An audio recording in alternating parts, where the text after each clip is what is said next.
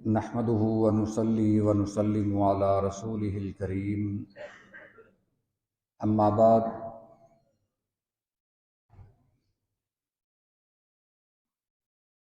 ہم اس تربیتی نشست میں بیت الخلاء کے آداب پڑھے ہیں۔ وضو سے پہلے ایک بہت ہی فضیلت والے عمل کی طرف آپ کی توجہ دلانا چاہتا ہوں۔ یہ عمل وضو سے پہلے مسواک کرنے کا ہے۔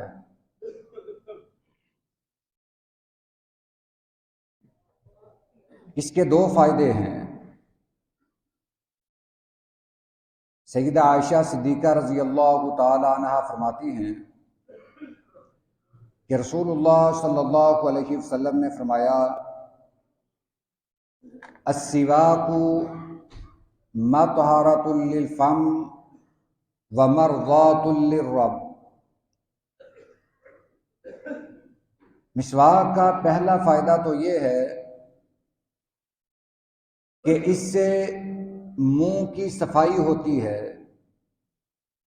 منہ سے بو وغیرہ ختم ہوتی ہے،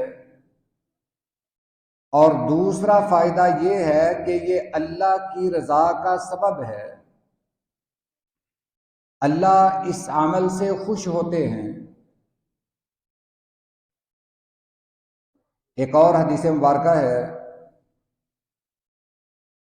سیدنا زید بن خالد الجہنی رضی اللہ تعالی عنہ بیان کرتے ہیں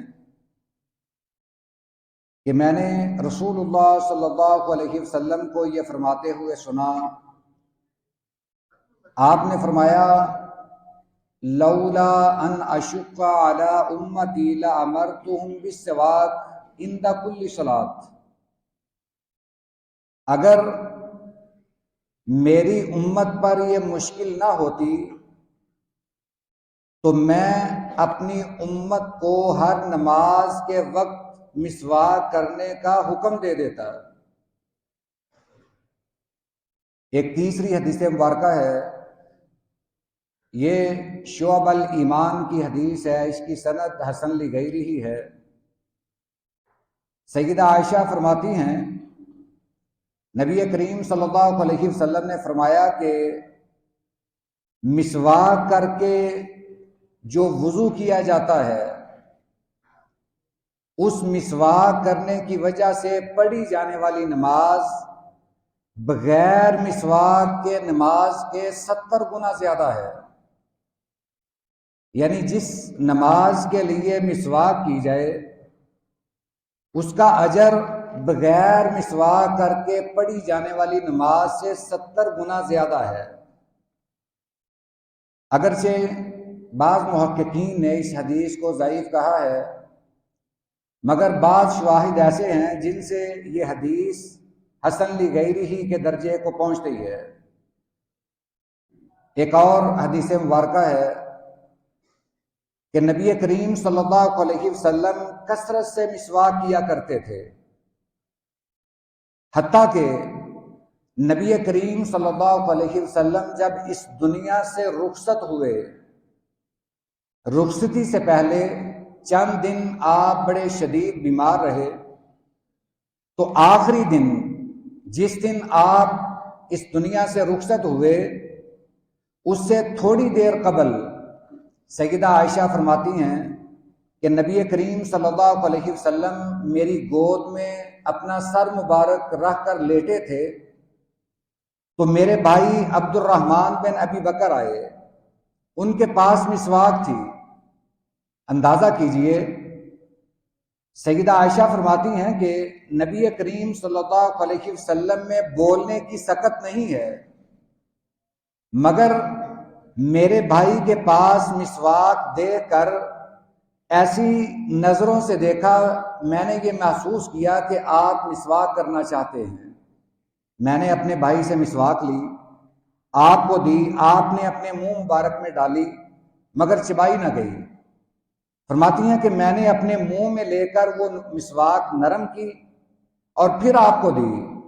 اور آپ نے آخری لمحے میں خوب مسواک کی، اور ساتھ یہ بھی فرماتی تھی میرے لیے یہ بھی بہت بڑی سعادت ہے کہ نبی کریم صلی اللہ علیہ وسلم کے اس وقت نزا میں میرا اور میرے پیارے نبی کا اللہ نے لعاب مبارک ملا دیا، یعنی میں نے آپ کو مسواک نرم کر کے دی۔ جہاں اتنی تاکید ملتی ہو، نبی کریم صلی اللہ علیہ وسلم اس قدر اہتمام سے مسواک کرتے ہوں اور اس کے طبی فوائد بھی ہوں، اللہ کی رضا کا حصول بھی ہو، اللہ کو راضی کرنے کا ذریعہ بھی ہو، تو پھر یہ ہماری بہت بڑی سستی ہے اگر ہم مسواک نہیں کرتے۔ برش یہ مسواک کے قائم مقام نہیں ہے، یوں کہہ لیں کہ یہ تھوڑا بہت کام تو کر سکتا ہے، مگر جو فائدے مسواک کے ہیں وہ ٹوتھ پیسٹ یا برش کے ہرگز نہیں۔ مسواک جب منہ میں لے کر چبائی جاتی ہے تو یہ دانتوں کو مضبوط کرتی ہے، یہ فائدہ برش سے کبھی بھی حاصل نہیں ہو سکتا۔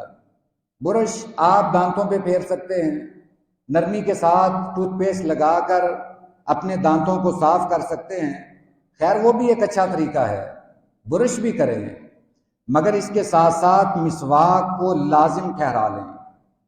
مسواک کے طبی فوائد بھی بہت ہیں۔ مسواک منہ کی بو ختم کرتی ہے، دانتوں کو مضبوط کرتی ہے، چمکدار بناتی ہے، معدے کی تبخیر کو بھی دور کرتی ہے۔ یہ مسواک کے بہت سارے فوائد ہیں، ہمیں چاہیے کہ اس بابرکت اور عظیم عمل کو اپنی زندگی میں شامل کریں۔